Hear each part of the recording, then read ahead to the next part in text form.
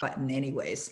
You guys are here, and I am delighted that you're here on day 3. I was going to say day 4, but it's day 3, isn't it? We still have one more day together. How many of you have been here from the beginning?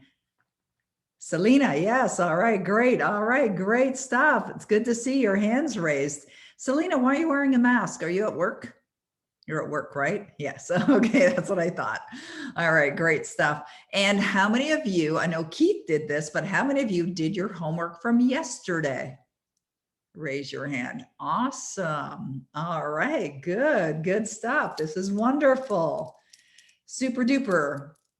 All right, we are just about a minute away from the top of the hour. I don't want to get into today's lesson just yet. Have you been enjoying it? Are you finding some experiences of clarity, greater clarity? What's going on for you? Type in the chat box if you want. Wonderful. Victoria's here. Where are you, Victoria? She's not hidden, is she? Where is she? Are you waving at me somewhere, Victoria? She might have her video off. Does anyone see her?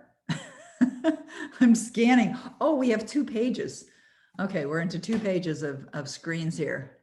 That's probably why. Ah, there she is. I see her down in the corner over there. Her video's not on. Okay, good. I think what they do is they move the videos that are on up to the top, and then the other ones seem to be a little bit below. Okay, and Nika says, clarity, support, just awesome sessions. Thank you. All right. This has been so amazing, says Selena. Getting clearer about how I need to show up. I love that, Carol. Brilliant. And Chris signed up for the Power Life Script program. Awesome. Yeah, I noticed a lot of people actually did that in the last couple of days. That was pretty amazing.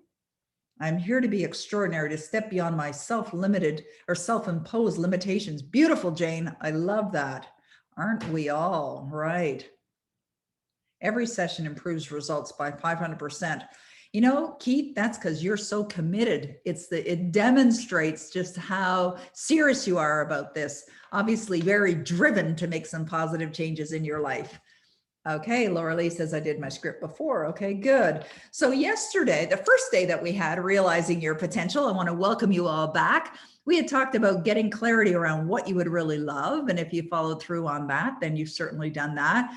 And if you missed Monday, we do have a replay. We've been capturing each day, the recording, and posting it on a replay page. And we can get that replay page for you. I think Roddy might be able to find it. Roddy, do you know where that page is? If not, I can find it as well. I did bookmark it, so I should be able to find it. Oh, look, Celine grabbed it. Woohoo! Hey, faster than a speeding bullet. That's what she is. That's a hard act to follow. I'm going to tell you that right now. She's pretty amazing. Thank you, Celine. I appreciate that. All right, good stuff. Okay, so the first day we were talking about getting clarity around what you would love, and you were invited to write that down. Write down what you would love, and understanding that you do not have to know how. Just decide, would you love it? Yesterday, we talked about building the belief system, that support system, that foundation that will definitely take you almost like, you know, I had a vision as I was saying that of a hoverboard that you stand on and it moves, you know, automatically. And that's what happens when you get your belief system so firmly embedded in your subconscious mind, where you absolutely know, you expect great results. You know that these goals are already manifested. You understand that the law is working in harmony with you. Then you manifest with greater ease. So yesterday, yeah, like the Jetsons, Laura Lee, you're right. Not everybody's going to know who the Jetsons are. There, Laura Lee, you might be showing our age, because I remember watching the Jetsons when I was younger. But yeah, so true. Absolutely true. And today, what we're going to focus on is overcoming challenges and dealing with adversity and switching techniques. So I actually have a PowerPoint presentation. I'm going to switch over. This is actually part of the PowerPoint presentations from a brand new program that I recently created called the Destiny Key. And in the Destiny Key program, there's actually 11 classes, but there's one. I just pulled out some of the slides from that. So I'm going to walk you through that because it definitely deals with what the topic of today is. And the topic of today is really around dealing with adversity. And so let's head over to that. And then when I finish delivering the presentation for today, we're going to open up for questions. All right, we're going to open up for any questions that you may have. So if you can just hold off a little bit, you know, if you have questions, write them down, but we're going to collect those in a little bit after I do the delivery. Keith, you have a question now? Do you want to unmute your line? I can ask you right now or answer your question right now, Keith. Are you here? Can you hear me? I sure can. Hear you great. Hi. I actually have it written down and tape, so and I can copy it and paste it in chat. Okay, sure. It's about a writer company because I've been working on lots of books. I'm working on 5 books the past few days, and I've been writing pages after pages. Like in an hour, I can write about 4 pages single space, and I do it while I'm doing chores and so forth. I write on my phone, and the writers company, I'm trying to figure out a way to. I wrote it a lot better than I can explain. Is it okay if I share later? Yeah, absolutely. You can paste it right in there and I'd be happy to take your question. Thank you. All right, thank you, Keith. And Paul, where's Paul? Paul, or is your video open? Right there he is. Hello, Paul. You have a question as well? I think you said me too. Do you have a question? You can unmute your line if you like. No, Peggy. No, I'm fine, Peggy. Oh, okay. All right. Right now. Okay, perfect. All right. Thank you, Paul. All right, good stuff. And Fahad can ask a question. Okay, so what I was just saying is we're going to get to the questions in a little bit. So Fahad, though, where are you? Where's Fahad? Can you wave at me if you have a video open? All right, let me see if I can find you this way. Okay. Fahad, can you unmute your line for me, please? Hello, can you hear me? Yeah, is your video on? I'm sitting in a dark room. Oh, okay. All right, no worries. Yeah, I have a simple question. Now, how can I get emotionally involved with my goal? Does it happen immediately or does it take some time? Oh, great question. I would think that if you have a goal, you're already emotionally involved in it to some degree. Are you saying that you have a goal, but you're not emotionally involved in it? Yeah. Okay. Is it a goal that you really want? Oh, yeah. It's actually my first goal, and I feel like it's basically I want to make an X amount of money within 90 days. Okay, good. Well, you know, when you answered, oh yeah, that sounded like emotion to me. So I would say you're already emotionally involved in your goal.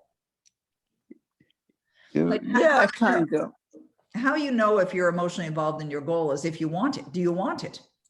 Oh yeah, I want it, of course. Okay, then you're emotionally involved.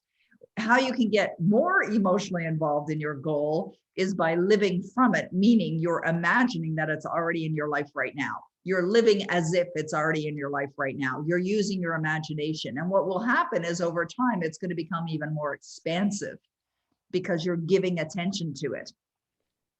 So I have to see myself there. Absolutely see yourself there. Tomorrow's session, Fahad, if you're going to come back for day 4, that's what we're dealing with tomorrow. Tomorrow, we're going to talk about the livingness, living from it. All right. Nice. I love you. Thank you. All right. I love you too. Thanks, Fahad. It's so great. Thank you. Like, who wouldn't want to go to a room where there's so much love given, right? Like, this is just the best. Okay. All right. Let me share my screen. I want to head on over to show you this presentation. Okay. So we're going to be talking about adversity. What is adversity? So adversity is really something that you may experience and you're allowing it to hold you back. So it's something that you choose to allow to hold you back. But let me get clarity. We'll talk in a moment just about what some adversity situations might be like. And you'll understand why you can choose a different response regardless of what you're going through at that time. Because with every adversity, every situation comes a seed of greatness. And what you have to do is you have to find where the opportunities are in these challenges. I'm going to give you an example from today, from my nephew's wife. My nephew's wife on Saturday morning was taken to the hospital because she was having massive head pain. And actually, I'll bring it back here. I'll stop sharing for a moment so that we can all see each other. So she was having massive head pain. And as a result, she found herself at the hospital. They ran a CAT scan, and then they decided to run another CAT scan with dye. And then they did a spinal tap, and then they did an MRI. And she was in the hospital until this afternoon. She actually just got out. And so what's today? Wednesday. So she was in the hospital Saturday, Sunday, Monday, Tuesday, Wednesday. She has a 1-year-old daughter and a 4.5-year-old son, or maybe he's 5, anyways, at home. And she's a stay-at-home mom and absolutely loves her children. And by being put in the hospital, you know, her husband, my nephew, had to stay home, obviously, to take care of the kids because she wasn't there. And she was having a real challenge with, you know, first of all, dealing with her health issues, and then of course, being away from her children. And so I helped her by helping her understand, how do you focus on the blessing in this situation?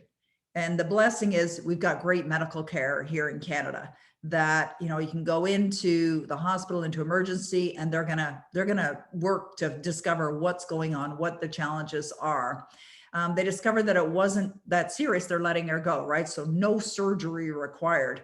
Also, it gave her an opportunity to have some quiet time. You know, she has these 2 little children, and her son, who's 4.5, he is quite the little Energizer bunny, and he's go, go, go all the time. So I said to her, use this time to just have some time for yourself, because she's in the hospital. She got some head pain, which they actually gave her medication, and it calmed it. So what I did was I helped her focus on a part of the experience that she's going through, which is a blessing. It doesn't always feel like that. And, you know, quite often you're in the hospital, and what is she thinking about? She's thinking the worst.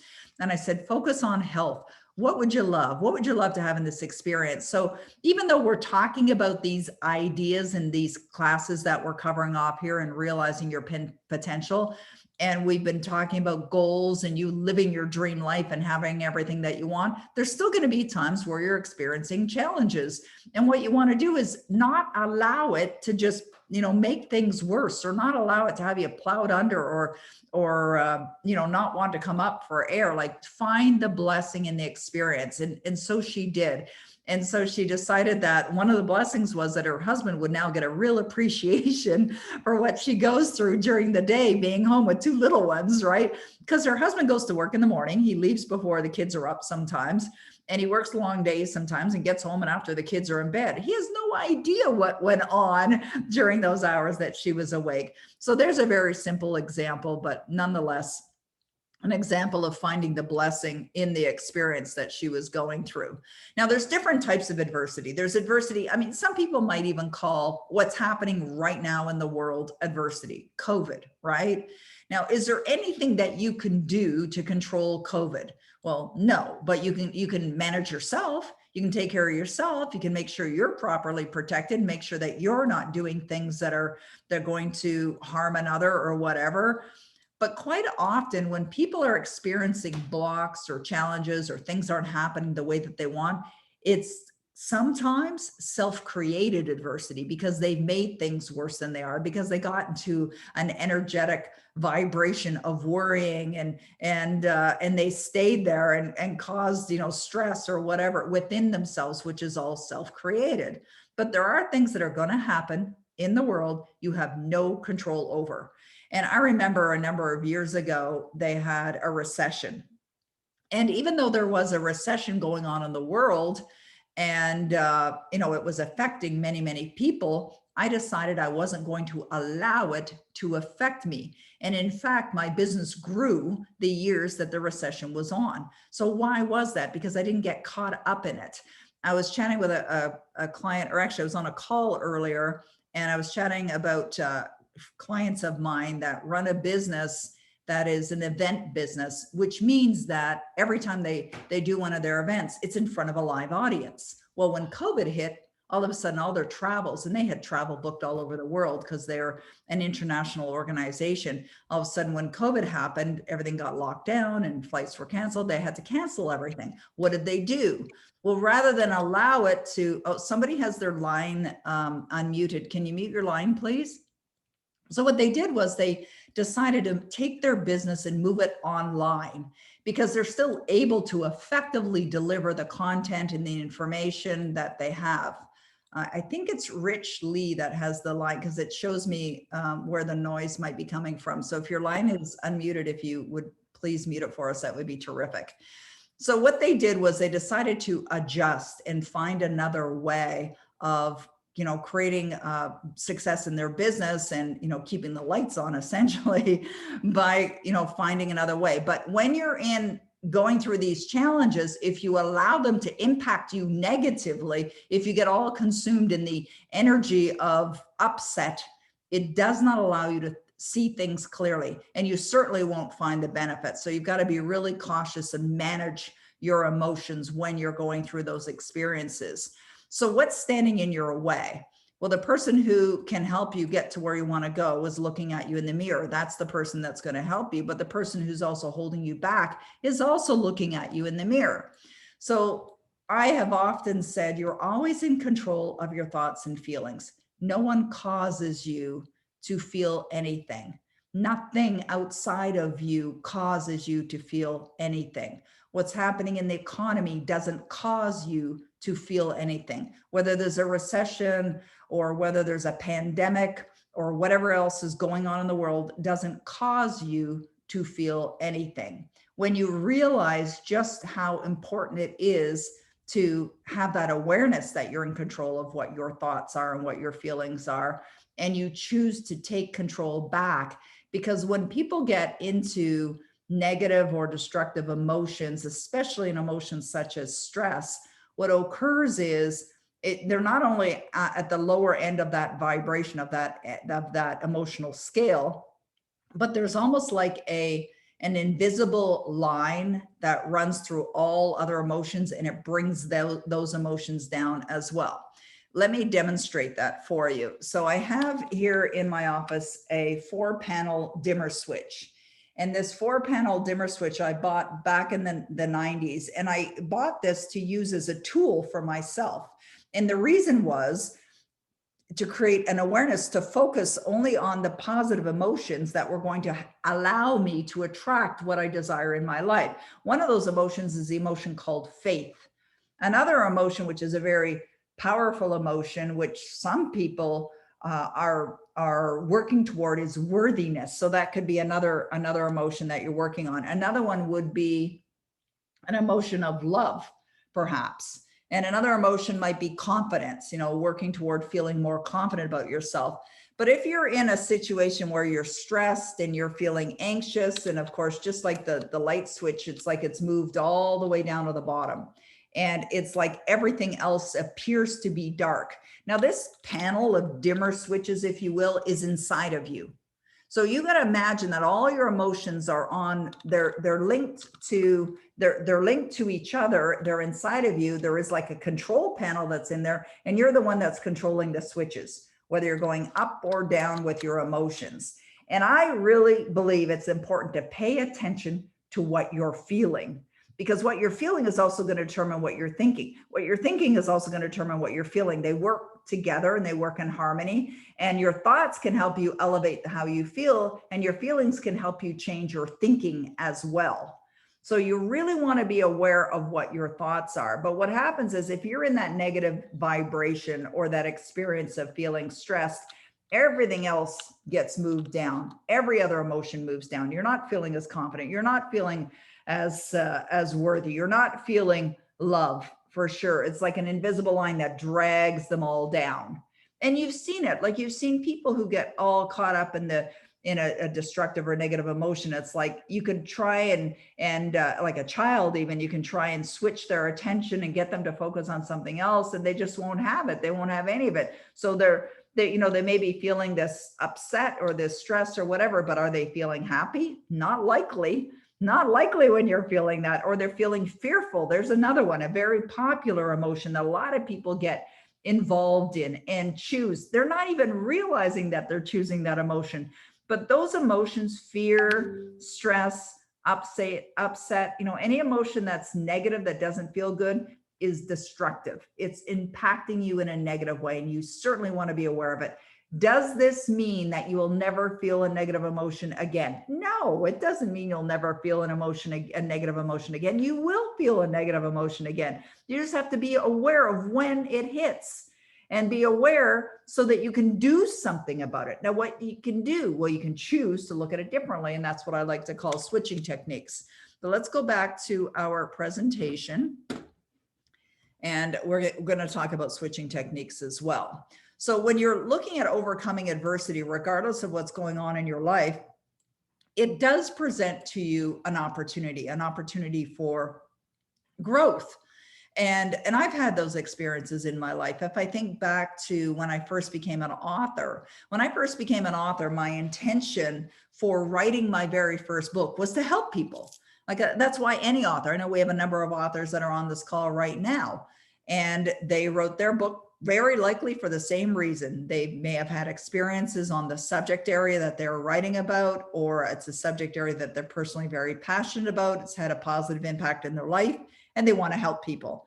So after I wrote my first book and self-published it and printed 3,000 copies, I just assumed, and this was before I, got into more serious study, but I assumed that if you write a book, get it in the bookstores, because if your book's in the bookstores, it's going to sell. Well, I quickly learned that's not true.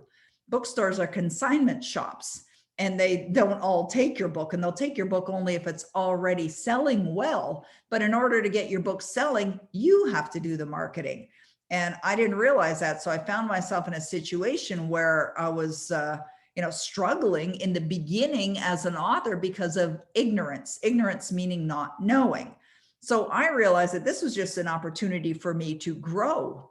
And you don't question why these things are happening. You look at it and you just decide you're going to create something different. You're going to expect better results. And I've also shared a story on a number of occasions where I talked about purchasing a home a number of years ago, and I had no money when I had purchased it, but I had set the intention to purchase this home. And while I was going through that experience, what I realized is that even though I felt some days or some hours all consumed in fear, I recognized as an opportunity for me to build faith. So what I would do is that when I found myself feeling that fear, I was thinking about what I didn't want. I was thinking about the worst possible outcome. And so what you do is you have a 3-step process. The first step is you recognize, you simply notice, oh, okay, I see what's going on right now. I'm in a negative vibration. Now you may or may not say that. You might just say, okay, I recognize what's happening here.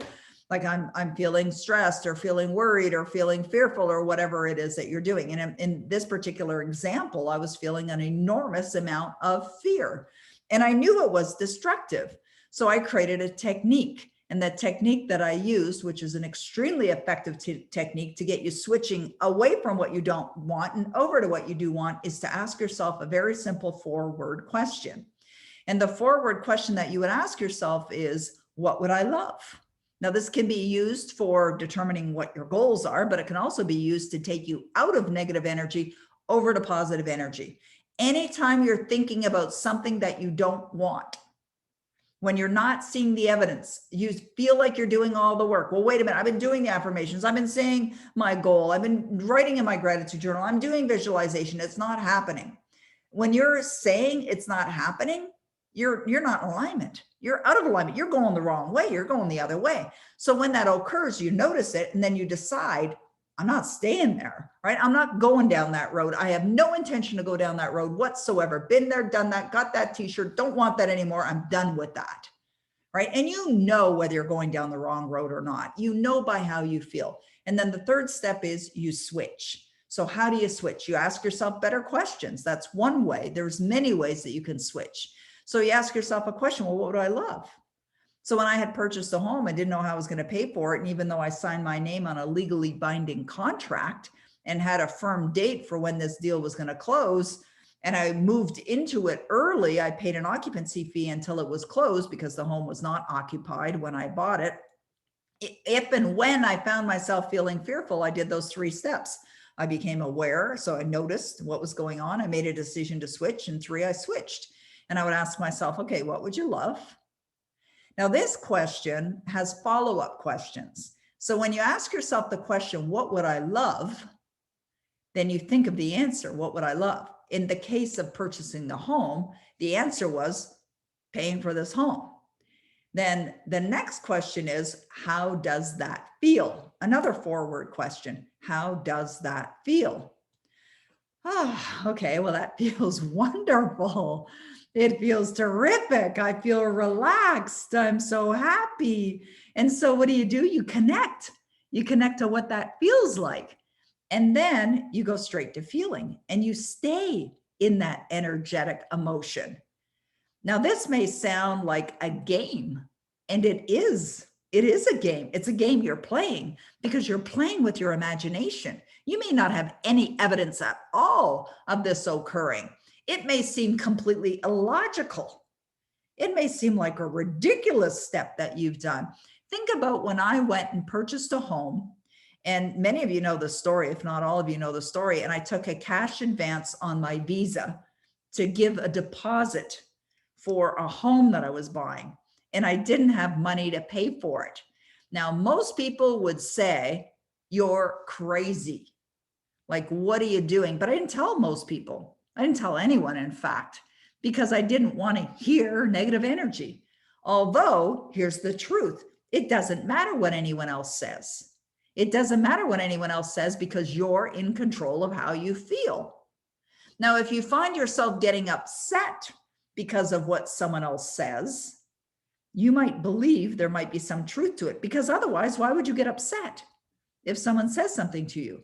So in the scenario of purchasing the home, and with my cash advance on a Visa, where I had no money and no idea how I was going to close this deal, if I had told someone I had done that or was doing that, and they had said, like, what are you, crazy? Like, that's a ridiculous thing to do. You're going to get yourself in trouble. Now, if I believed that what they were saying was true, which you can imagine believing something like that would not be positive, would not be helpful. But if I believed what they were saying was true, I'd very likely get upset and possibly argue with them. But if somebody says something like that, like, well, what are you doing? That's crazy. You can't do that. They're like that. You put yourself into trouble. And I knew it wasn't true, because the truth would not support me. If I knew it wasn't true, I wouldn't argue against it. That's just simply not true. There's no reason to get upset. No reason whatsoever. So it doesn't matter what anyone thinks of you. It doesn't matter what anyone thinks of your goals. They're your goals. Now, here in this environment, it's probably a very safe place to share your goals. But outside these walls, these Zoom walls, or the walls of this home, it's not the way most people think. And we know that because of results, because many people struggle. And it doesn't have to be that way. Anybody can have what they want when they understand how to work with the laws. And that's really what we're talking about here in realizing your potential. We're talking about having you work with the laws that are always on, that don't get turned off, like the law of cause and effect, the law of vibration, the law of gestation. These are a law of polarity. These are all natural laws of the universe, that when you understand them, you can work with them, in harmony with them, to manifest what you desire. But while we're doing that, and while life's going on, we're going to have challenges. I have challenges. Everyone has challenges. Bob Proctor has challenges. And so you must be strong enough within yourself, within your consciousness, and within your heart to know how to deal with them when they hit, because they're going to hit. So let's go back to our PowerPoint presentation here. So Napoleon Bonaparte said, I only see my objective, the obstacles give way. So this is like having laser tunnel vision, if you want, like tunnel vision. You've heard that term before, I'm sure. Tunnel vision is where you only see the end, like the end result. You don't allow anything else, no outside stimuli, not going to affect you. You're not letting it in. You're only focused on the end result. And he said, I only see my objective. That's his goal. Obstacles must give way. Now, when he said obstacles must give way, he lived in the spirit of expectation. He expected the obstacles to give way. He expected a positive result.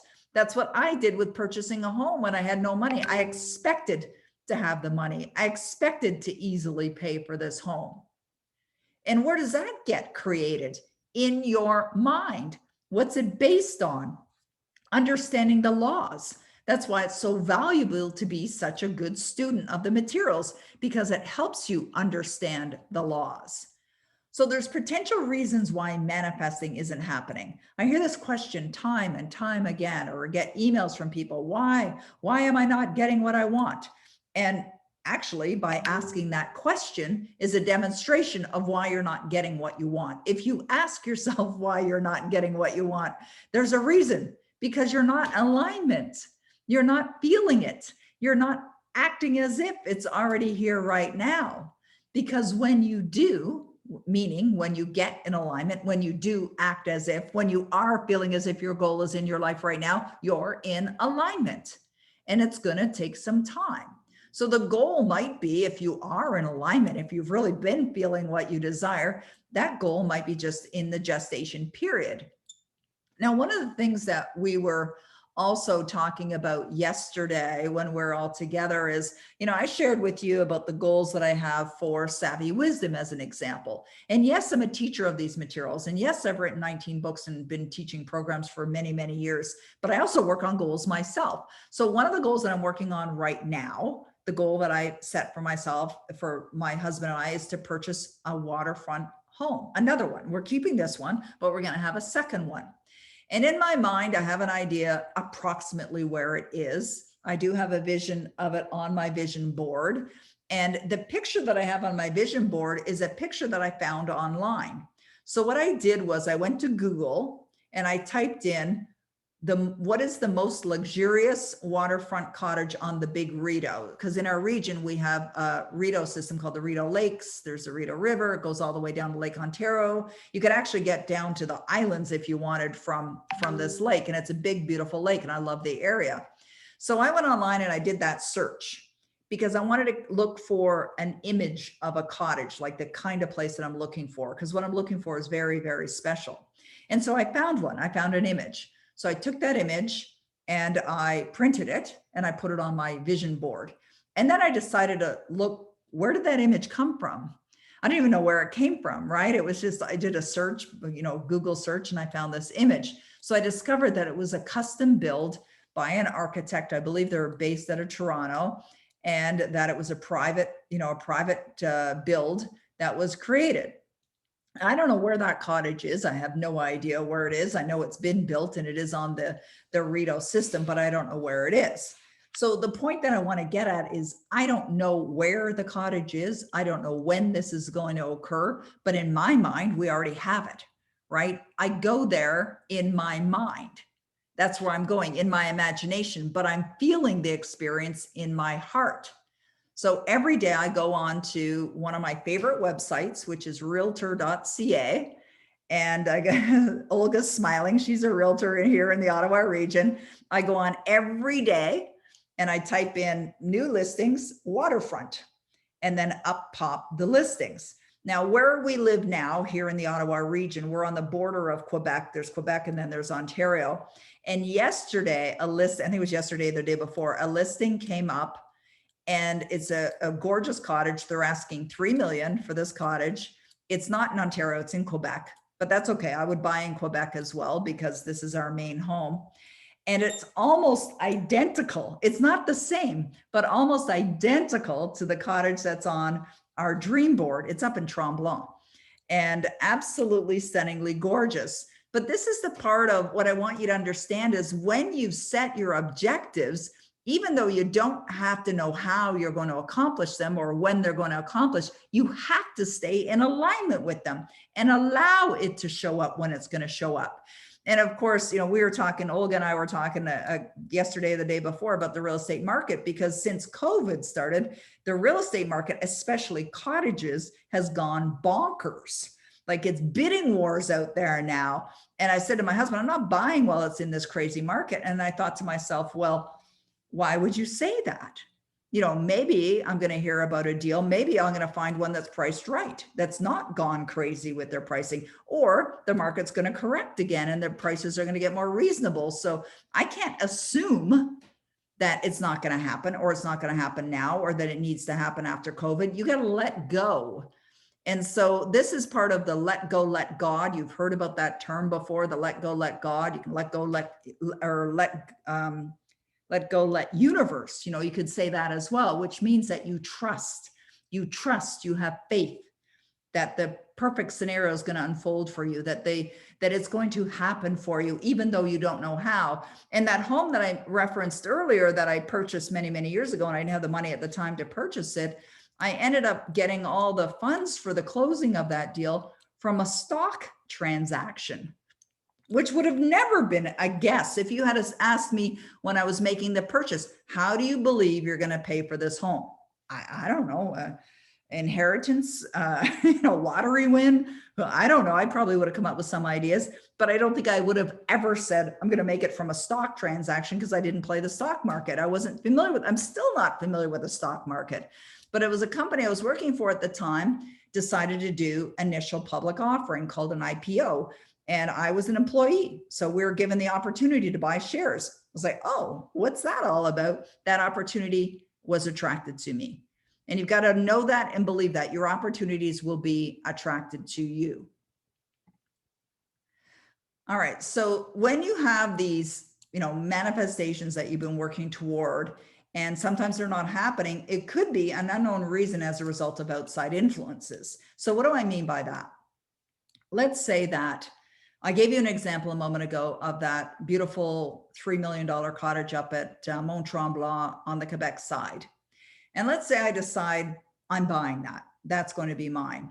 But someone else has decided the same thing, which can, of course, happen in real estate, right? Someone else has decided that they're also going to buy it.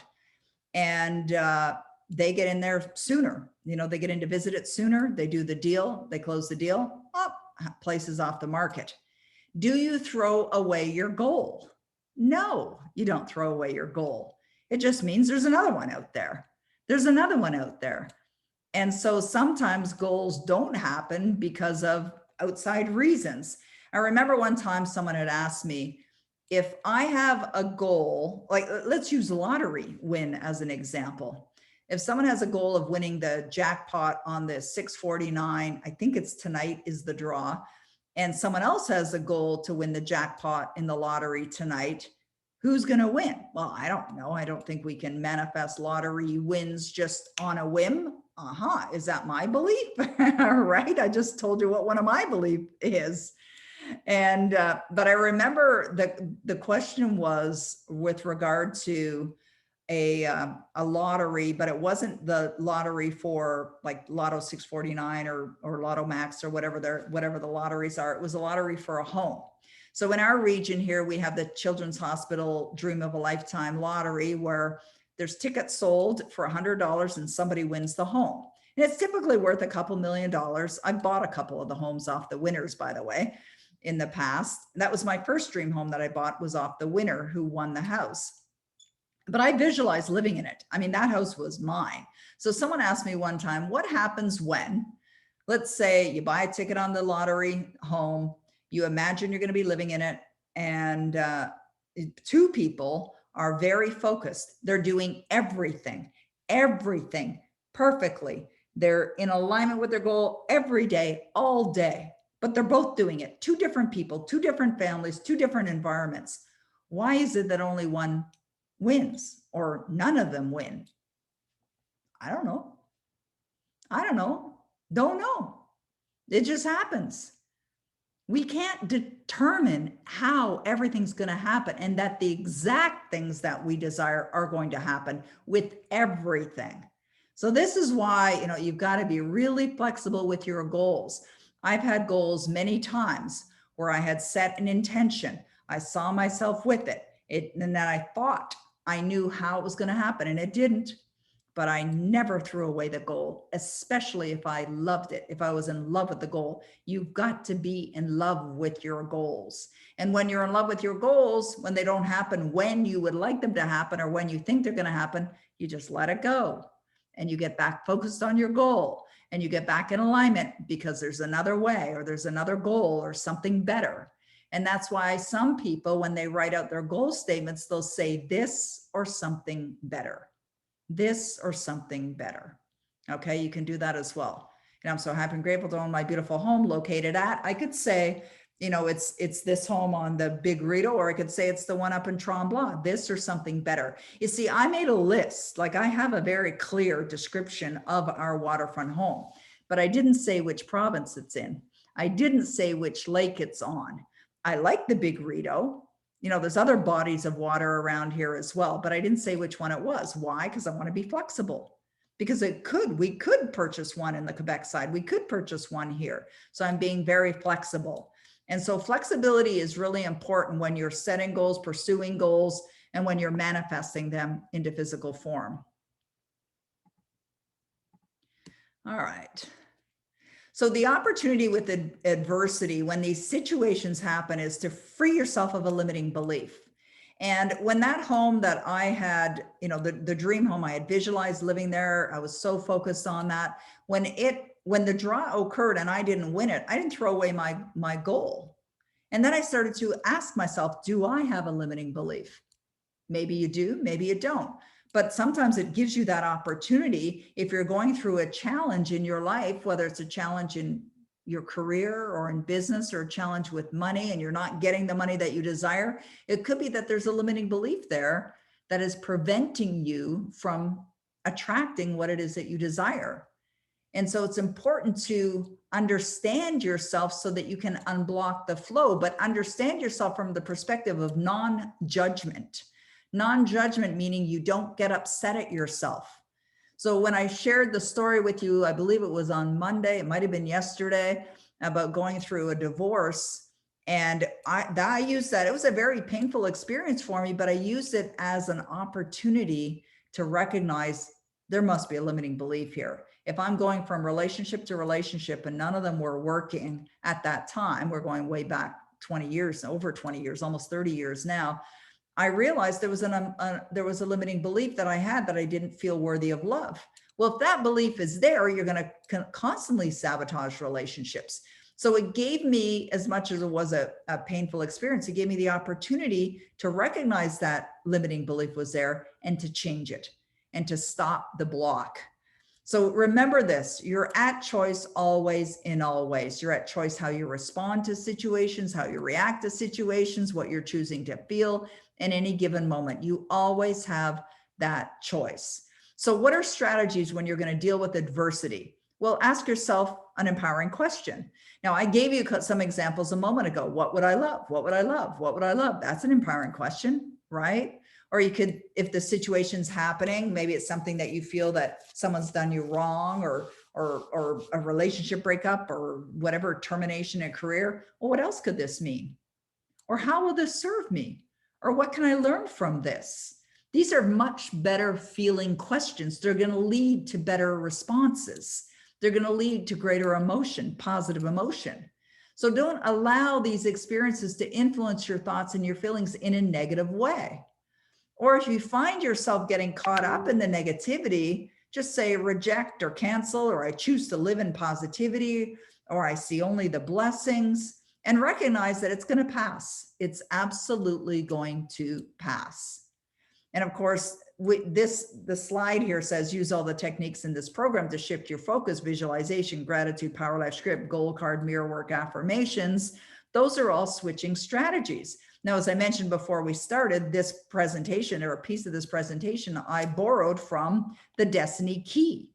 And the Destiny Key is designed for the Destiny coaches to coach people on how to create their ultimate destiny. Visualization is one of those techniques. Gratitude. Now you're feeling sad, you're feeling, unmotivated. Start to think about what's great in your life. What can you be grateful for? What are you happy about? Asking questions like that is going to cause you to shift your energy. Start writing it down. What are you grateful for? Or listen to your power life script, or grab your goal card and read it and get emotionally involved in it, or go in front of the mirror and say an affirmation with conviction. We talked about that as well, saying affirmations with conviction. Napoleon Hill, the author of Think and Grow Rich, said, every adversity, every failure, every heartache carries with it the seed of an equal or greater benefit. Absolutely true. So you want to allow the universe, the laws to do their work. So when you understand the process of manifestation, the process of manifestation is that you decide what you would love, you build the belief system, knowing that it's already done, and you live as if you already have that. That's the process of manifestation. You're living as if, then you recognize that's your role. But the universe also has a role. So your role is to decide what you want. What do you want to have, do, be, or experience, and feel it as if you're having it right now. The universe's responsibility is to respond to your energy. That's why the alignment is there. And when you know how this works, you become more trusting. And when you're trusting, you're allowing. And when you're allowing, you're letting it in. You're not blocking the flow. You're totally open. You're wide open and you are ready to receive. And you're calm, you're relaxed, and you're grateful because you know it's already done. When you're doing that, that is sweet perfection. So allowing means you're not in your way. You're not blocking the way. You're not involved in any negative energy. You're not going there. You're trusting. You trust the process. You're believing in the invisible, and you have that faith. You build the faith. I think it was yesterday the question was asked, how can you build your faith using your Power Life script? And I said, the answer is in the question. You build your faith using your Power Life script. Because the more you're aligned with living and imagining that you already have that which you desire, you're building the faith. You're building it within you because you're impressing the idea with emotion, that's your conviction, into your subconscious mind on a repetitive basis that you're expecting it to occur. I expect we'll purchase this beautiful waterfront place. I expect it. I have absolute faith, not in my way, not getting in my way. And even though I might go on realtor.ca and not see what I'm looking for, it's okay. There's another day, tomorrow. Tomorrow there'll be more listings. Every day there are more listings, and I'll just look for the next listing. So the allowing process is turning into the energetic vibration, which means you're feeling as if you already have that which you desire. How do you do that? You do that with your imagination. How do you activate your imagination? By deciding to, by choosing to give energy to what you want, by feeling it, by using visualization tools, by writing in your gratitude journal, by listening to you talk to yourself about how amazing your life is, because it is amazing. And when you're doing that, oh, it's beautiful. It's just sweet how it works. But you're going to find everyone does. This is not reserved for a select few. Everyone gets knocked off track. It's not uncommon to get off track. It's not uncommon to be off track every day. But have the awareness to notice when you're off track. How do you notice you're off track? By any negative energy, negative thoughts, negative feelings, anything that doesn't feel good, you're off track. And then make a decision to switch, to put yourself right back on track. So don't stay in that negative energy, because if you do, it'll take you way off track. I've seen this happen. I've had it happen myself. I remember when I mentioned earlier that I had written my first book, and I found myself really, in this place called ignorant. That's what I said, not knowing how do I market myself. And I remember having an experience one day where I just felt lost. And I remember hearing Bob Proctor's voice because I was in tears. And Bob said, don't cry over anything that won't cry over you. Think about that. Don't cry over anything that won't cry over you. And I thought about a quote by Winston Churchill that says, if you find yourself in a hole, stop digging, right? People get into negative energy and they just go down that hole. They make it worse and worse and worse. So if you find yourself in a hole, stop digging. You want to avoid or get out of those negative thoughts and energies that take you down the wrong road. Sometimes you have to be with it for a little bit. Sometimes you have to be alone. You're probably not pleasant to be around when you're in that negative energy anyways, and just let it pass. Just trust that it's going to pass. But I believe it passes because you choose to have it pass. So my recommendations are that you want to have the awareness to recognize when that adversity is there and deal with it as fast as humanly possible. And then, of course, you want to be in the state of allowing all your goals to manifest into physical form with absolute ease. And that's what we're going to be talking about tomorrow. We're going to talk about that perfect alignment place, the livingness, the living from the end. That's our focus on tomorrow. But today it was all about understanding adversity, dealing with it, and switching out of it as fast as you possibly can. Now, I suspect we have some questions, right, Rod? I've been hearing a ding, ding, ding noise, and I think that's my WhatsApp. Yes, it is. Okay. So now we're going to deal with questions. I'm going to address some questions. And so we'll take care of these right now. Okay. So Keith's question is, as I'm writing books, I realize I need a writer company personalized to me as a writer. As an author, I'd like to create my own economy as a publisher and literary agent and ghostwriter and editor. I want to revive the beauty of encyclopedias and dictionaries and antiquity past. I need a team of mentors, illustrators, researchers, editor, graphic designers, marketers, talented authors for my writing company. Do you know of a slew of talented people who would love to work with me? And do you have tips to develop a writer company the way I prescribe? I feel enthused and excited about writing that. I write multiple books at the same time. And in the 45 to 60 minutes, I write 4.5 pages, single spaced. I hope this is good enough output to supply the writer's company with books. I'd love to work with a team of authors and create better and better books. Please share your thoughts on this. Love this, Keith. This sounds like a fabulous idea. So, I mean, it's a big question. Actually, it's bigger answer. Really, it is a big answer here. It really is a business. You're looking at establishing a business for yourself, correct? That's what you're looking to do. And I think it's a great idea. Obviously, something you're very passionate about and you know about. So what I would suggest is create a title for your company, establish your business, like set up the company, set up the business. You may want to start creating a preliminary web presence where you're attracting the people, like here's what you're looking for. You very likely will attract the right people to this. There's a lot of writers groups out there online. They're on social media, on Twitter, on Facebook, on Instagram. You can start going on there, finding them, doing posts, bringing people back to, I would first create the web presence so people understand this is what you're doing, this is the vision, and this is what you're looking for. And then people can connect with you there. But you'll have to go out and do a lot of posts online as well on social media, but that would be a great place to start. Does that sound good? Excellent. All right, let's go to the next question here. Go to the bottom. Yes. Okay. Thank you. The next question is from Anshu. Says, how does one improve self-image? All right. So yesterday we were talking about self-image, and that was the homework. Actually, your assignment was to write an identity statement about the person that has already accomplished the goals that you set for yourself. That's your image. That's the image of yourself.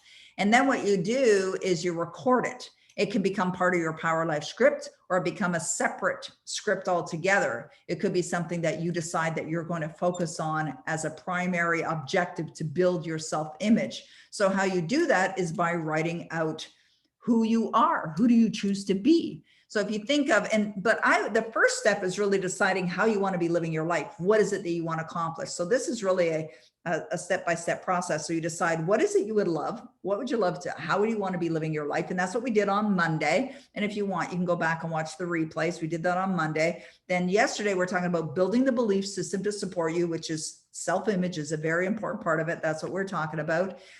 And based on how you've chosen to live your life and all the things that you decide you would love to create in your life, you write a detailed description of what is that person like, and then you record it, and then you listen to it every day. You plug in your little earbuds if you happen to have earbuds or headphones, or just play it on a speaker and listen to it every day, because that impresses it. But choose to get up every day and be that person. I have an identity board. I know I showed it in our last Realizing Your Potential event.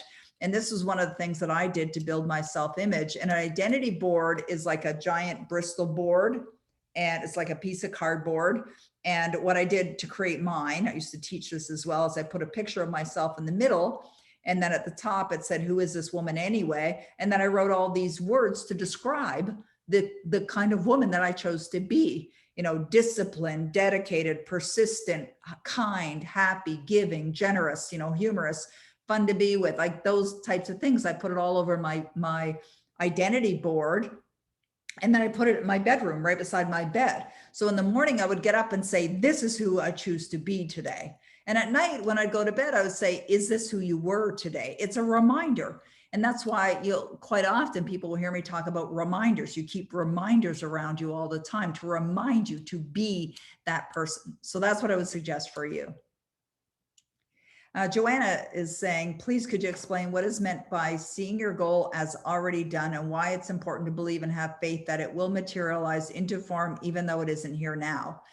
Well, the reason I'm going to answer the second part of the question before the first part of the question. So the reason why it's important to have the faith is so that you do manifest it. Like you've got to believe that it's here now. That's how you manifest it. That's why it's important.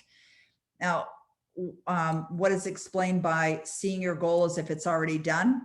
Well, we can use a variety of examples. Let me think of some of my own goals for books as an example. New York Times bestselling author. Seeing it as already done. What would you see if your book was a New York Times bestseller? You would see the words, New York Times bestselling author on the cover of your book. You would see that. You would see, you go to the New York Times list, you can go to Amazon, you can see the New York Times bestseller list. You can go to New York Times, you can see the New York Times bestseller list. What would you see? Your book.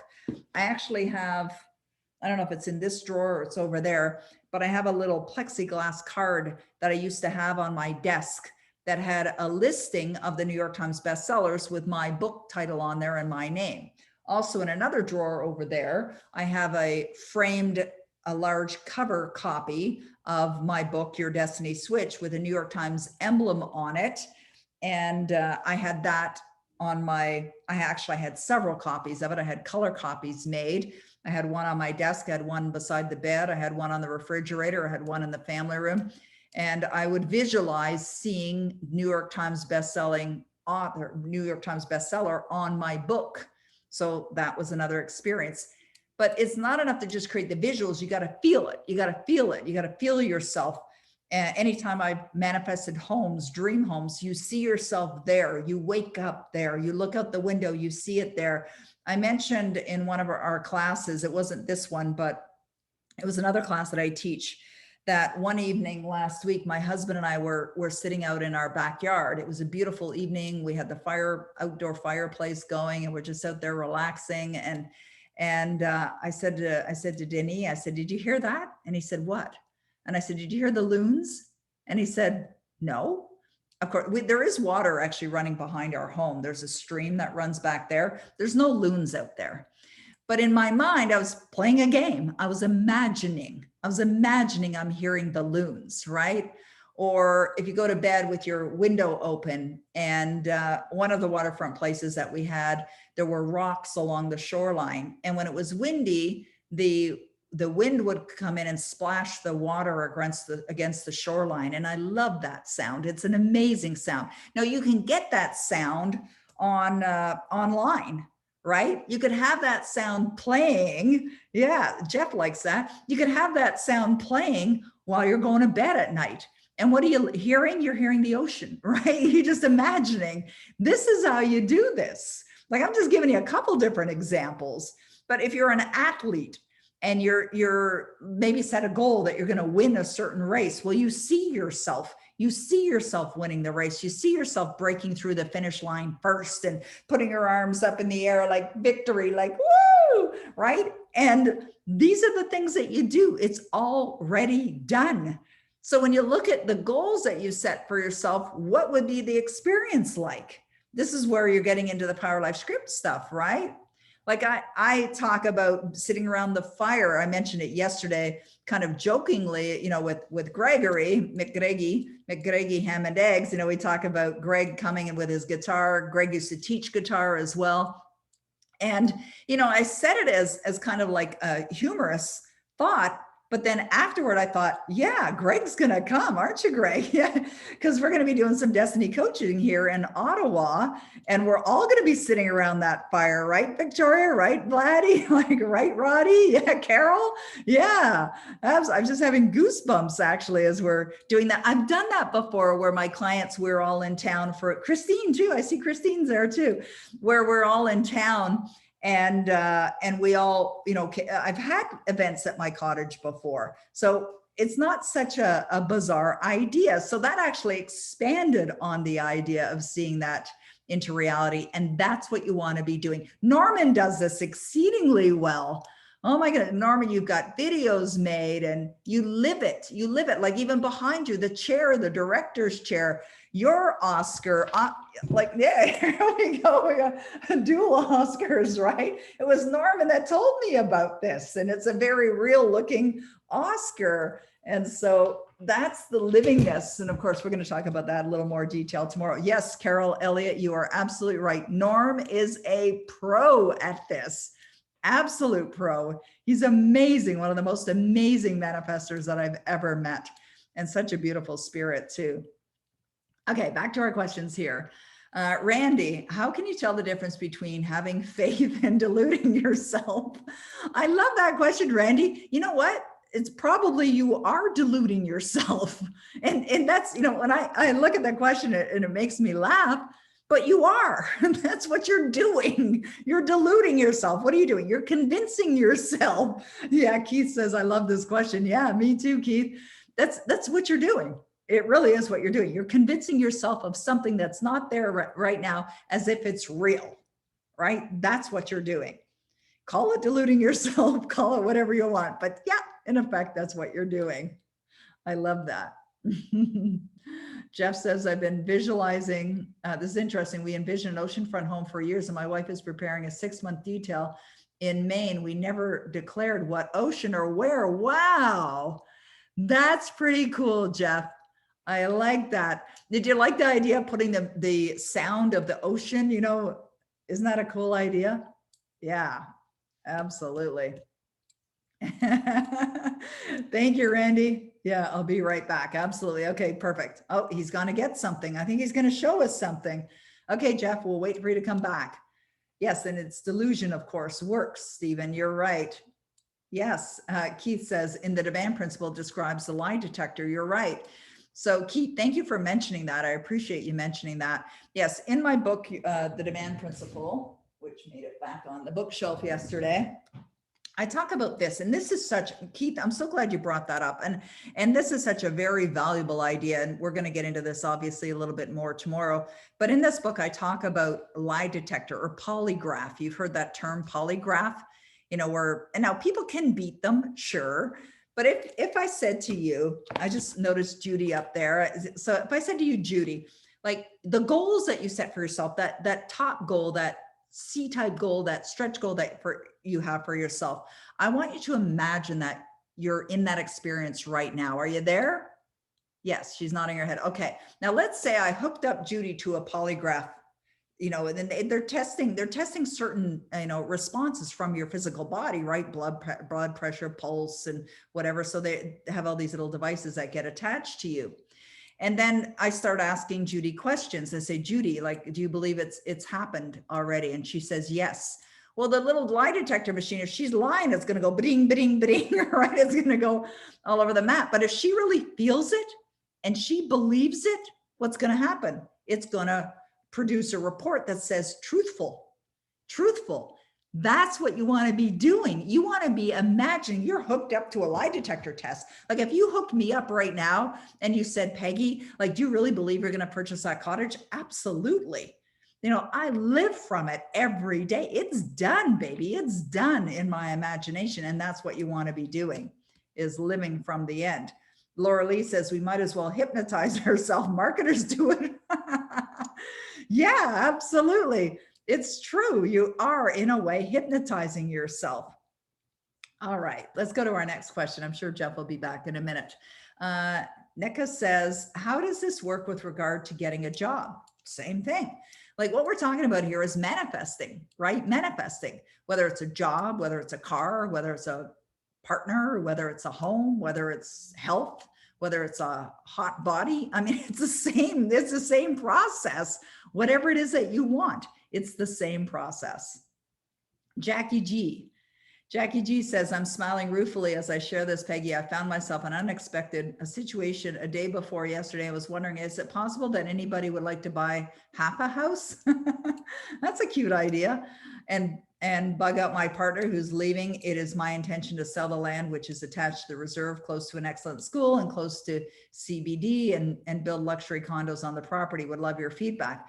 That's one idea for sure. There you go, Jackie G. But know this, like, just where's Jackie G? Can you wave at me? I know you were here. I saw you earlier. You were in a car. Maybe she, oh, there she is. Okay. She's in the bottom there. All right. So what's happening for you, Jackie G, is you're trying to figure it out, right? You're trying to figure it out. So that idea popped in your mind, and that's okay. Is that a possible scenario? Sure. It's actually is a possible scenario. So, and it may even seem when you start to get ideas, because when you're in alignment, when you're really feeling as if you have that which you desire, ideas are going to come to you. They're going to come to you. I talked about that yesterday. Absolutely. So that's what happened for you, Jackie. You got an idea. You got an idea. Is it a viable idea? Sure. Is it going to happen? Maybe. But just stay focused on the outcome of what you desire. See yourself with that land. See yourself with those luxury condos. See yourself living in the home that you decide to live in. And as a result of that, you're going to manifest it into physical form. Okay. I love that, Vladdy. Thank you for sharing that. By the way, anyone that wants to talk to Vladdy, Vladdy, can you post your book an appointment with you link over there on the right-hand side? I've been getting questions about the Destiny Coaches as well, or Skipping Levels, some of our other programs. If you're interested in any of the programs in Dynamic Destinies, Vladdy's your gal. She's happy to meet with you and discuss, you know, whether that's a fit or anything that you want to discuss. She's got her link there for you to book an appointment with her.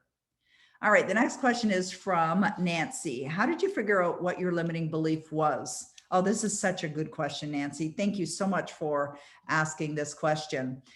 How you figure out what your limiting beliefs are is by paying attention to what your thoughts and your feelings are, because they will be revealed. For example, you start to think about your goal. First of all, you set your goal, your limiting beliefs will definitely start to show up right away.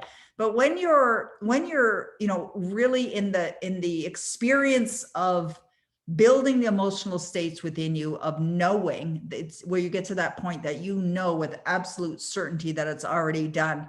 There's a process that you go through, like an evolution of sorts. And while you're building the belief system, those paradigms are gonna, you know, they're gonna pop up. It's like there's a game that they used to have at these fairs called whack-a-mole. And anyone ever play whack-a-mole, right? You see the little moles jump up, you got to whack it and bang it down. Then another one pops up, you got to whack it. And you don't know where they're going to come up, right? It's like your paradigms are like that too. They're like whack-a-mole. They just pop up. It's like, oh, I see you. You're a paradigm thinking that I need to be more educated. Boom, you're no good. Off you go. Oh, another one pops up, says, oh, you need to live in the United States in order to be a New York Times bestseller. Bam, whack-a-mole, off that one goes, because that's not true, right? So you'll notice them. You'll notice them because your limiting beliefs will absolutely show up. And they show up with thoughts and they show up with feelings. Also, you can take a look at your results. A great example of that is money or lack of it. If you have a desire to have money and you don't have it in your life, could be that you have a limiting belief, or it could be that you didn't desire it before, but you do now. But if you've had the desire before and you've had that desire for a long time and you simply don't have it, there could be a limiting belief. What is that limiting belief? It's going to be different. And it may be similar, or there may be some people, we could probably point to a number of squares on here that have the same limiting belief, but it's like your DNA is uniquely yours. Your beliefs are uniquely yours. Yes, they might be similar, but there might be some degree. You see, I had a deep limiting belief that I wasn't worthy of love. And that was deep in me. Why? Because as a child, I didn't feel loved. I didn't feel worthy of love by the time I got to adulthood. And it just continued to get reinforced over time. Why? Because I was giving it energy, right? That's what I was thinking about.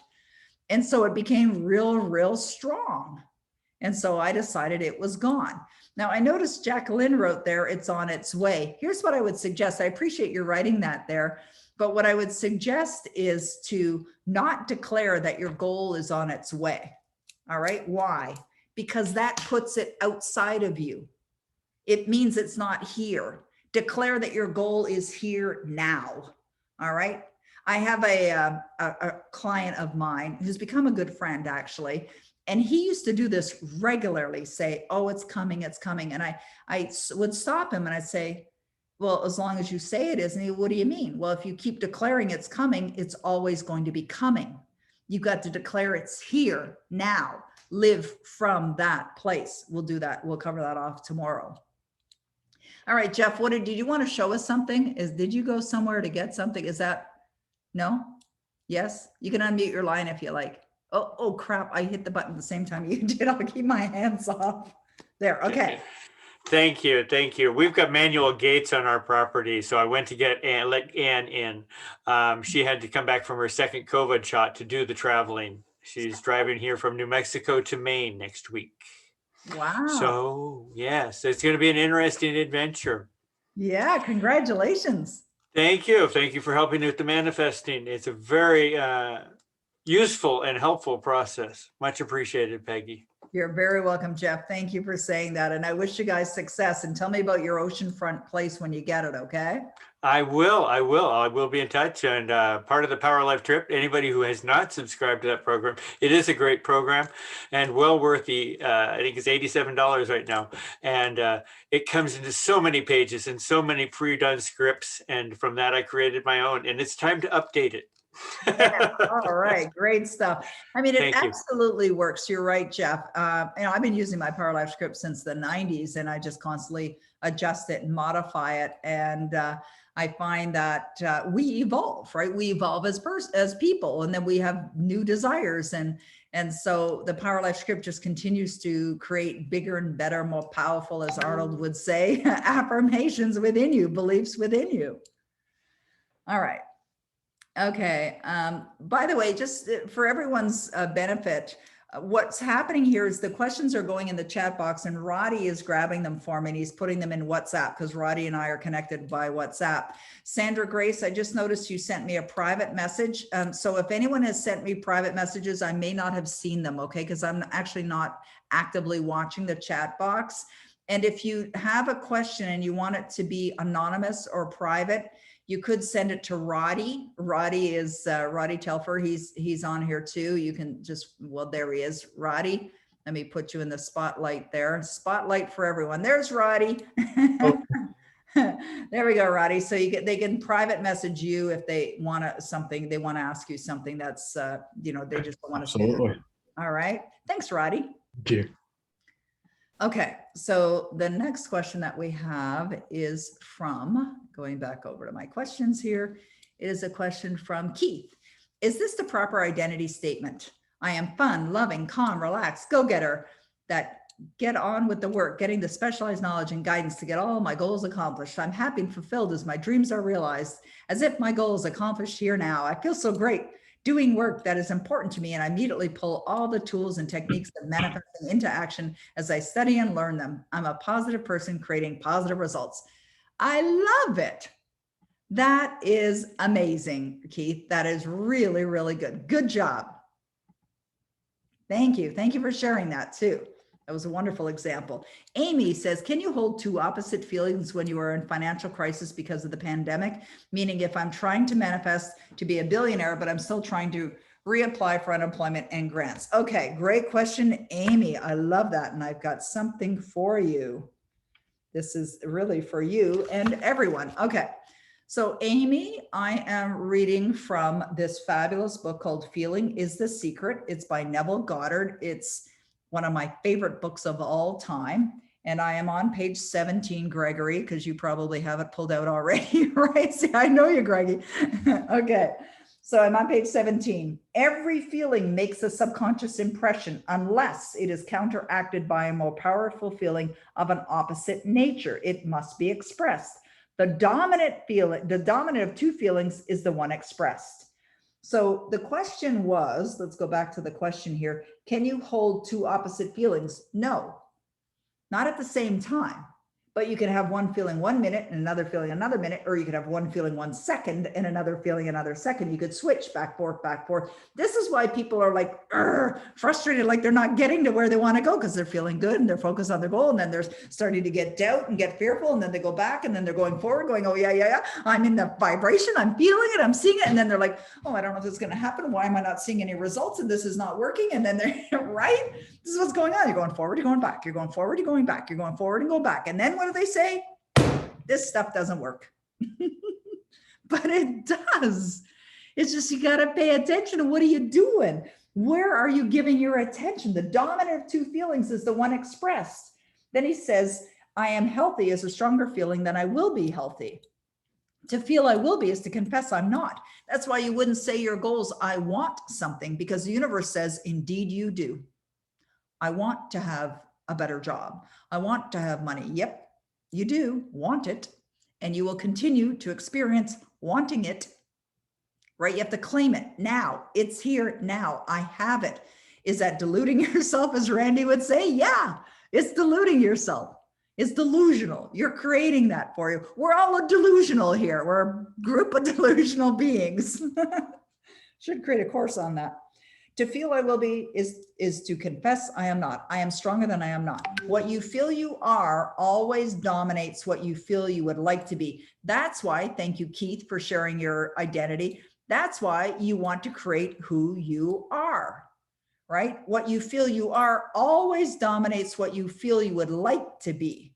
So yes, the homework for yesterday was to decide on who you are, not who you'd like to be, who you are now. And that's why Keith wrote it in the affirmative, in the present tense, as if it's here now. Therefore, to be realized, the wish, that's your goal, must be felt as a state that is, like is now, than a state that is not. That's how you manifest. That's why you don't put dates on your goals. It's now. I'm in the now. It's not coming. It's not on its way. It's here now. All right. Okay, one more question, then we're going to call it a wrap for today. Oh, here we go. Okay, so this one is is confidential.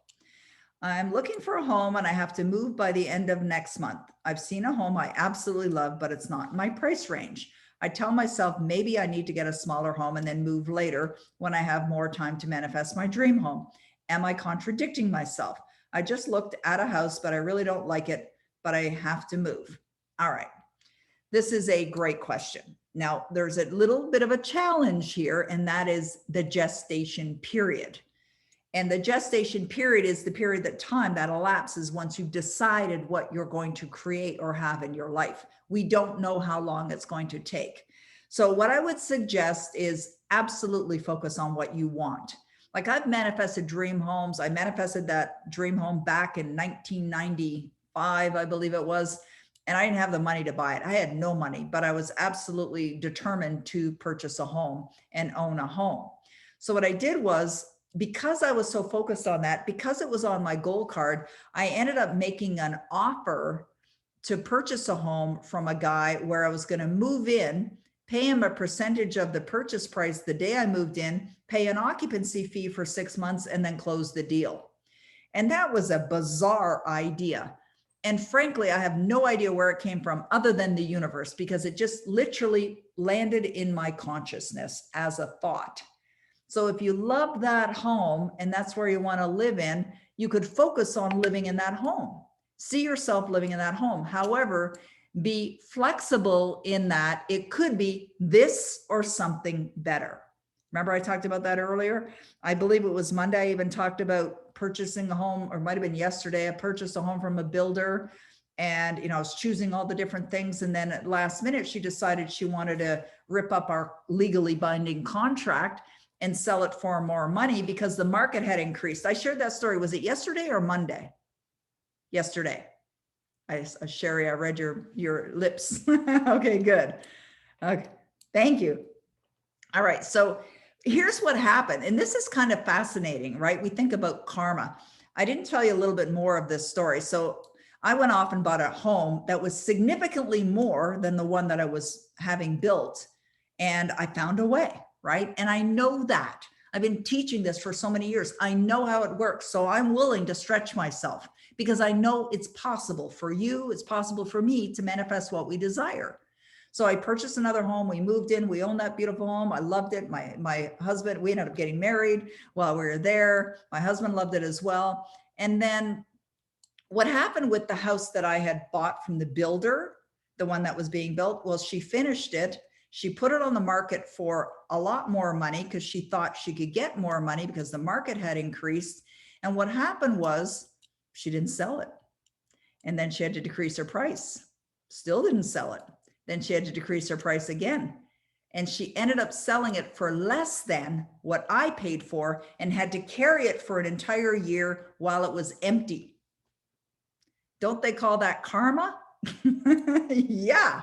You know, she was nasty with me, which ultimately ended up being a blessing. You know, that expression, blessing in disguise. It ended up being a blessing. And it didn't feel like it at that moment, but I realized it was an adversity situation. What's great about this? What can I learn from this? What would I love? Right? Practice everything I preach. I practice what I preach. This is important. So she ended up, you know, having a situation. Now, I'm not happy that she went through that experience. She could have avoided that, but it is what it is. And it's also in the past. It's in the past. Can't do anything about it. Okay. Karma can be. Yeah, you're right, Jeff. All right. Okay. Vladdy says, I will share one more powerful self-image affirmation with you guys, as you are also amazing. I am so happy and grateful now that I am God's highest form of creation. There has never been and never will be another person created that will equal me. I love my life. I'm in control of my life because I'm in control of me.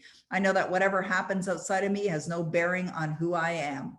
No, there we go. Nice, Vladdy. Where's Vladdy? Where'd she go? There she is. Is that yours? Do you declare that every day? Yeah. Nice. All right. That's great. I love the sharing. This is very helpful for everyone. Thank you. Okay. I see Sarah has a question there. I'm going to, maybe I missed that somewhere. I did. We actually, yes. Okay. Oh, we have two more questions. Do you want me to address two more questions before we go? Yes, is the answer. Okay. Sarah, how do you overcome the deadline challenge when something needs to be accomplished by a certain date? How do you overcome it? You just let it go, right? Now, I'm not sure exactly what you're talking about here, but you just let it go. It's like, it is what it is. This or something better, right? Just change the date. Well, actually, I wouldn't say change the date. I just live from the now. So when I had set that intention to purchase the home, the dream home, the one that I ended up buying without any money, I had in my mind a date that I was going to be moving into that home. It didn't happen. So it's like, I didn't throw the goal away. I stayed connected to the goal. I still saw myself with the goal. It's just a timing thing. That's all that is. You just let it go. Easy on yourself. Be flexible with yourself. And then one more question, and then we're going to call it wrap for today, and we're going to be back again tomorrow. Do I put my wants in the present as if I have it? Yes, but I still asking for money for the entities like DOL and grants. So to me, it seems as if there is a part of me that is manifesting, but at the same time asking for money because I'm not getting enough business. So trying to decide if these are opposing each other. For money from the, oh yes, okay, I see what you're saying. Yeah, you could be asking for it from a direct source, and it could, is there an opportunity for the money to come to you from some other source? Now, you may answer that question with one of your own paradigms, a belief that you think there isn't, but there probably is. There's another way. There could be another way. So if you're telling the universe how it's coming, yes, you could be actually in your own way.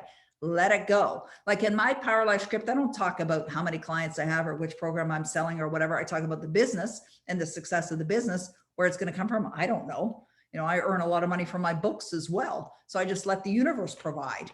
And then allow, it gives you a lot more flexibility, and it gives the universe a lot more flexibility as well. All right, Victoria wrote, float on the ocean of your expectancy of the good you desire. I like that, Victoria. That's beautiful. All right. Keith says, is this a good affirmation? Tell myself I can achieve anything. Nothing is impossible to me. I would probably not use the word impossible. I can achieve anything, says the same thing. Only I just stay away. Oh, Jacqueline, awesome. I just stay away from any negative words. Like in this book here, which is a book that I mentioned yesterday, this thing called You by Ernest Holmes. One of the things that he does in here is he'll does a lesson and then he'll say, okay, and say this. And I just opened to a page here. I'm on page 98. And he says, there is a divine awareness within you which will lead you upward and onward. Prepare yourself for the ascent. Then filling your mental life with spiritual realization. Your bread is manna from heaven. Your meat is the living word. Your fruit, the inspiration of hope. Your wine, the essence of joy. Say, I am aware of the divine within me. Peace, quiet, and confidence flow through my thought. I know that inspiration and guidance are mine. So far, all good. I don't see any issue with that. Then he says, I permit myself to be moved upon by divine intelligence, laying aside every sense of burden. I wouldn't say that, or false responsibility, losing all fear and uncertainty from my thought. You see, that gives energy to it. I wouldn't talk about fear. I'm not talking about burdens. I wouldn't be talking about uncertainty. Even though you're saying the word as if you're talking about the opposite, it's still giving it energy. And it can cause you to go there because what do? You're thinking about not having fear. You're thinking about fear. You're thinking about not having certainty. You're thinking about uncertainty. You're going to be uncertain. So I don't go there. So if I see something in one of these books, and I see it in many of them, and it's something like that, like in Napoleon Hill's book, Think and Grow Rich, where he has a self-confidence formula, there's some negative words in there. So I modified it to only be positive. And so I remember I told Bob Proctor I modified Napoleon Hill's self-confidence formula. I think he was mortified. You did what? I can't believe you did that. I was like, okay, Bob, calm down. It's all good. Anyways, all right, everyone. Well, we're going to call it a wrap for today. I really appreciate you guys so much. Just love doing this, love being with you. And we're going to be back tomorrow, 4 o'clock, same time, same bat channel. We're going to be talking about the livingness. So I want to thank you very much for being here. Thank you for your attention. Thanks for your kind words as well. Really appreciate you guys. Thank you, Roddy. See, we make a great team, don't we, Roddy? That was fun. Thank you, Greggy. Thank you, Vladdy. Thank you, everyone. I really appreciate you guys. Yes, we'll get the replay uploaded a little bit later, hopefully tonight. So I'll save the file, we upload it, and we'll post it on that page. I'll send it over to you, Roddy. How's that? Good idea? All right. Thank you, everyone. Have a wonderful evening. Good night. Bye-bye.